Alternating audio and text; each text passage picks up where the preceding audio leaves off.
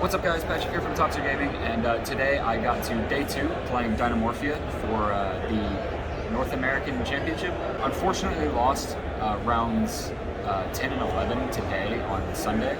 Last night I went 2 wins, 2 losses, and then I won 5 in a row, all but one of them 2-0s. Yeah, the deck was crazy. Shout outs to Aaron for help with it. I'm sure we're going to put out a longer video talking about the deck more, because now that I have everything for it, we're both going to be playing it. So yeah, we can go ahead and get into it. Starting off, we got 3 Theresia. She's the main starter of the deck, best card in the deck by far, absolutely.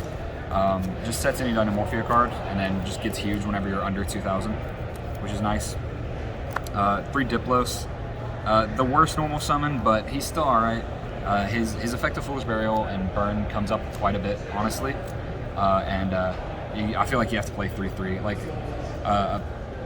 before Tulsa, Aaron was thinking about playing 2 of this, but now that I've played it, I'm just full on 6 of them as mandatory until we get another one.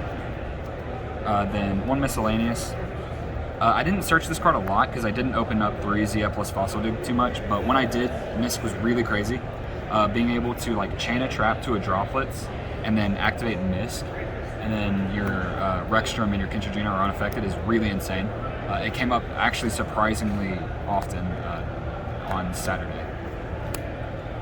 Triple Ash. This card's really good. It's really the only hand trap that we're playing. It's just the best generic one. It stops Brain Infusion versus Despia, which is the hardest matchup by far. And I unfortunately played 3 of them, but yeah, this card's good. Kind of mandatory to play it. I don't know why the common is damn near $30, but it is. Triple Duality and Triple Prosperity. Being able to dig 9 cards deep in a control deck that doesn't really special summon on their turn 1 is absolutely the best thing that you can do in the game. I want the Punk Engine because they mill 9 hit. I want this deck hit, or excuse me, not this deck hit. I want like these cards hit because of Flunder, but like, you know, they're really good, and I wouldn't recommend playing any less than this. Like, we were testing originally. I'll just go ahead and show these as well. 3 Fossil Dig, just so we always have access to a monster. Because that was what lost me one of my last matches, is that I didn't have access to a monster. We were originally playing 2-2 with a different tech card in our normal trap lineup, but I loved having all 9 of these. It came up quite a bit where I would duality into Fossil Dig, so I was like, all right, this is just like, I'm pretending in my mind, as Aaron says, I'm pretending in my mind that it was the 3rd copy of each that got me into my play. So yeah, those are all the consistency cards, and then we'll play 1 Card of the Grave because it's actually the best card in Yu-Gi-Oh! There's no better card. It's simple as that. On the traps, play Triple Domain and Triple Frenzy. You can't play any less. They're really good. Summoning Rexstrom is broken. He is the win con of the deck, so we just try to do what we can.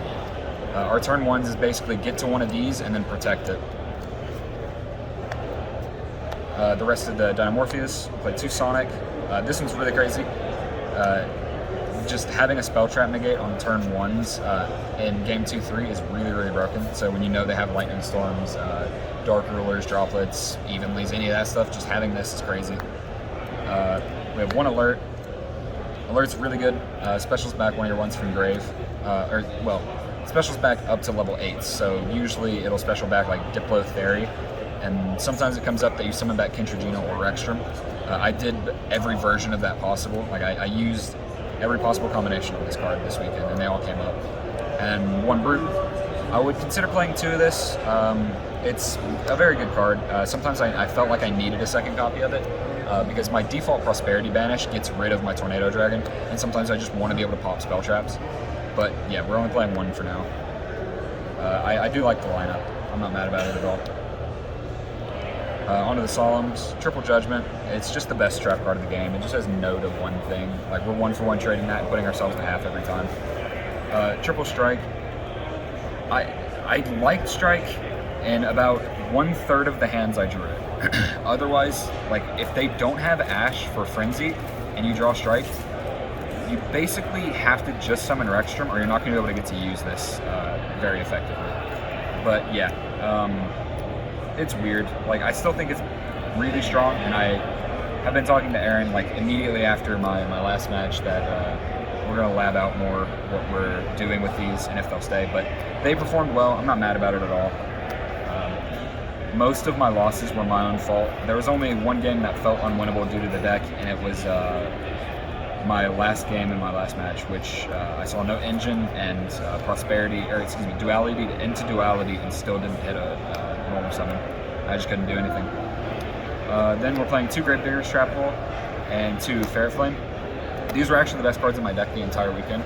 I Gravediggered people for game 3 times, and I Ferret Flames people for 6 once, for 4 once, and then pretty much every other time was for 3. Like, this card is absolutely ridiculous. And the plays that you can make with it, with your things like Alert and things like Brute, where you just combo it together, where they're like, oh, you're at 2k, that's easy. Like, I can sit here and I have a monster left, and then you just Brute pop like a back row, and it's like, no, I'm actually at 1,000, and you can't keep anything. It's just crazy. And then Gravedig is like, it's an Ash stopper, it's a Bashuda stopper, like the things that really scare us, Gravediggers does, and it also puts a timer on my opponent. I had an Eldritch opponent who striked, who judgmented, and I hit him for 2k off of a Theresia, and then I just burned him for game with this, and we tried to Eldritch effect out. It was really good. I love these 2 cards. Like, these are the best cards in the deck, in my opinion. Like, other than Frenzy and Domain. Those are the best cards. Onto the extra deck, the tokens. Triple Rex, this part of the deck's kind of uninteresting, but Triple Rex, he's the best card in the deck by far, like overall, over the even the Ferret Flames and the Gravedigs. Triple Kinchagina, she's good, she's big, she lets you use every trap twice, which is really nice. And then triple Stealthbergia. I summoned it once, and it actually won me my final match on Saturday, because I put my opponent down to 2k, and then he started clearing my board, and then I just made Stealthbergia, and he activated a Therion effect in hand, and I burned him for lethal. So yeah, that was pretty cool. It was nice that his effect, it was the first time I summoned him all day, and he won me a match, which is pretty funny to me. Card's crazy. Then we have the MVP of the extra deck that isn't a Dinomorphia card, Raiders Knight Arc Rebellion. This was actually the only Xyz I went into. I did not make a single other Xyz in my extra deck except for these 2. I won, I think, 4 matches off of these cards. It's absolutely ridiculous to be able to go over like 11,000 just off your own board. And you have Kentragina, him, and Rex. It's just stupid. Plus opponent stuff, they have like a Link monster in attack position. It's like, oh, sorry, you just lost the game because I'm swinging 15,000 at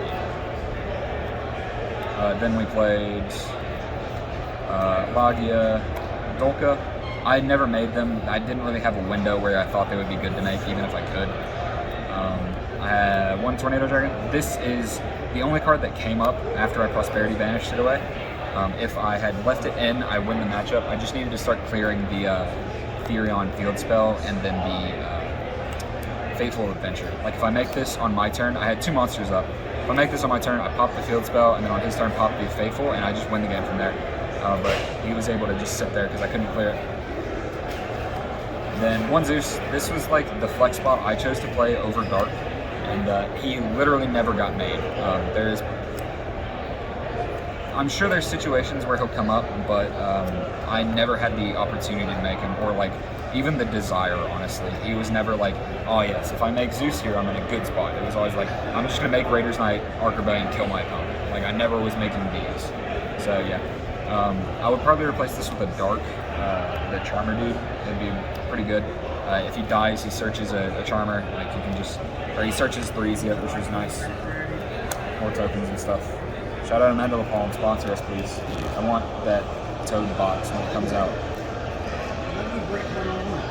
And then the extra deck, or the side deck, excuse me. Triple Lava Golem. It's stupid. Just take 2. Sorry. It breaks the Scythe board. It breaks the what do they call it? Despia board. It's just stupid. Like, it's a really solid card. And I'd for sure at least play 2 of it in the future. Triple Alpha, or Double Alpha, excuse me, and Pancratops. They're basically the same cards. Sometimes he's better, sometimes Pancratops is better. It just depends on the matchup. I opened Lava Golem plus 1 of these so many times this weekend, it was actually stupid. It actually won me a lot of my game 2s. Yeah, it was nice. Triple evenly. It's solid. It didn't do anything for me this weekend, but I cited it in quite a bit, and I just never opened it. I just drew these instead, which I guess I won't complain about. I had 9 cards in, and I found two of them, so yeah, that's fine. 1 Feather Duster, and I guess I'll put these with it. The 2 Heavy Storm Duster. We wanted something for back row matchups, and these 3 were kind of the auto inputs. Heavy Storm Duster is just generically good. Just set it on your turn, pop 2, and then Feather Duster's Feather Duster. I don't know what you want me to say about it. And then Triple Anti-Spell. This card should be banned. I'm actually just disgusted that it exists. Game 3, excuse me. You open this and just activate it in draw phase. If they don't have Twin Twister and you don't have Sonic for the Twin Twister, you win the game. It's so stupid that this card just gets to exist. But yeah, it made 4 different people say, I'm going to set 5 pass, and then I go, alright, Frenzy, alright, Domain, I have 8,600 on board. Like, good night, sorry bud. It was stupid. But yeah, that was the deck list. I'm sure Aaron's going to be playing this deck more in the future. Like, once Blight comes out, we're probably back on this deck, if I'm not playing as Blight.